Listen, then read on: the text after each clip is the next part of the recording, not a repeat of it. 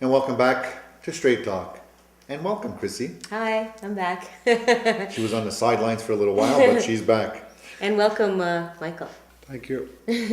So before the break, Regan was talking about the, I guess, invitation protest debate with Televised debate. with the Mohawk Council and members of the Portfolio chiefs, I guess, that have done the agreement or have negotiated.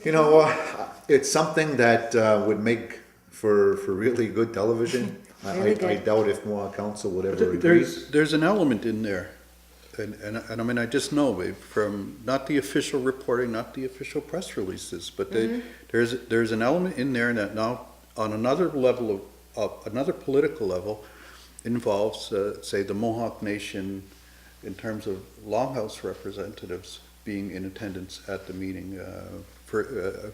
From what I gather, Joe Dion and Laura Norton were there. But so the idea of going to a traditional body in Ganawagi and saying we have an issue about, say, the Mohawk Council, the Band Council, negotiating with outside governments, especially given the fact that if we look at this particular issue, not everybody's saying this is a great deal. Some people are criticizing and saying the agreement we have is really just beads and feathers. And Quebec is still going to impose its jurisdiction. You have that with the $56 a week thing going to CCQ to oversee. They're overseeing that. So there's a lot of elements to this thing which would have some people looking at it and saying, raising questions and saying, what is this agreement really? And we look at some of the 10 agreements.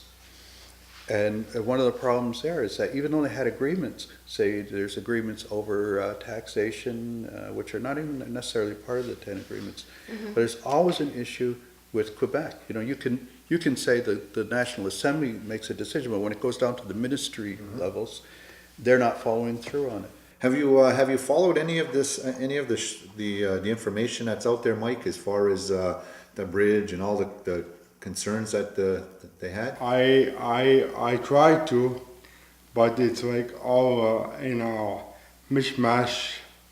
You find parts of information here, parts of information there.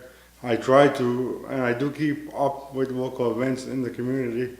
Trust me, it's just hard to hear one part from another, and this and that, and when you come down to the end, when it comes down to the end, you don't want to see, I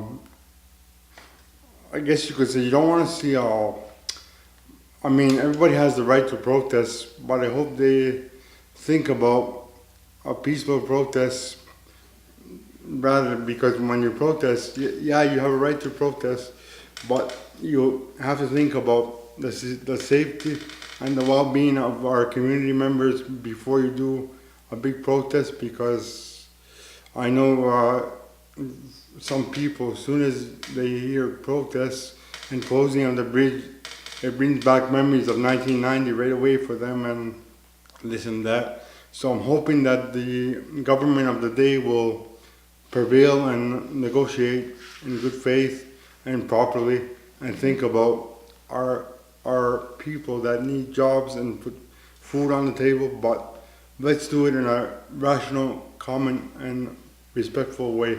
And some of the guys have alluded to that. Whether I don't think that they're working on the bridge now, but in the past, the one individual I had spoke to had said that, and they had said that we were having some of these issues in New York City in regards to union and non-union and stuff like that. We shut the bridges down.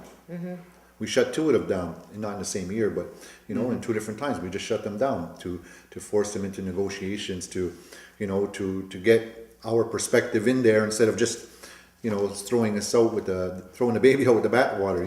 Getting the men with a say. And I think that's where a lot of this comes down to.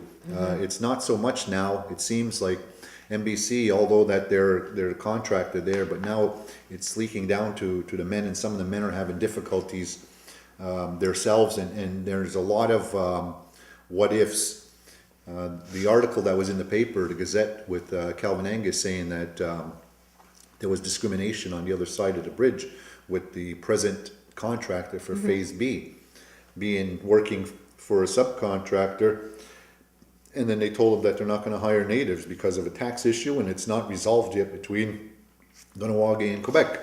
So even that, so there's a lot of things that are happening in the background. It's not just those minor things, right? That And then even that, it's like that. There's always that underlying issue of who's got control over our own jurisdiction. yeah.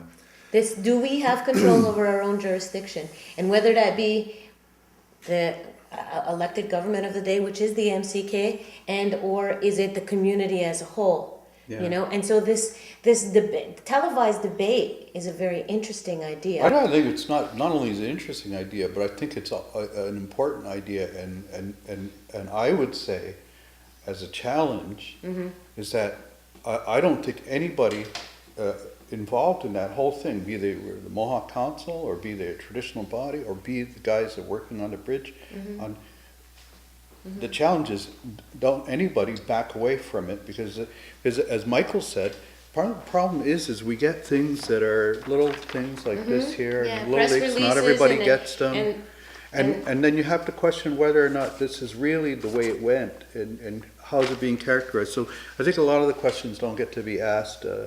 Yeah. But, well, this you can ask this a question all you want, but you're not going to get any answers out of it. You know. And I think that's one of the biggest things is that although that Mohawk Council is saying they're being transparent, nobody knows about anything until the 11th hour, you know, or it's already passed before. So well, you can't say nobody, because they do make attempts to disperse a lot of the information.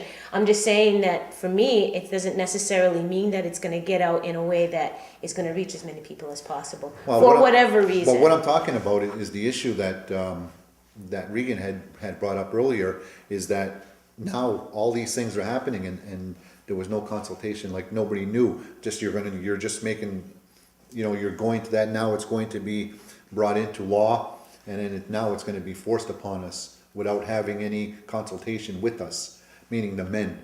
So that's what I'm talking about is specific. Yeah, but then the men are also saying that it's not just about this one issue. It's about that larger transparency. One of the things because about it's going to affect the whole community. CSST, as opposed to MSI. So this would be a political coup on the part of the Mohawk Council, I gather, to say Quebec would say, we'll remove CSST and all your workers pay into MSI. Okay, and it ties into, so people say, no, there's a fallout, but now the council is also talking about making it mandatory across the community. And we talked about this on a bunch of the shows, and we're going to probably continue talking about it For years to come. I guess within the next week or so, we'll see how this is playing out, and then we'll have more to discuss then. But we have to take a break again, and we'll be back right after these messages.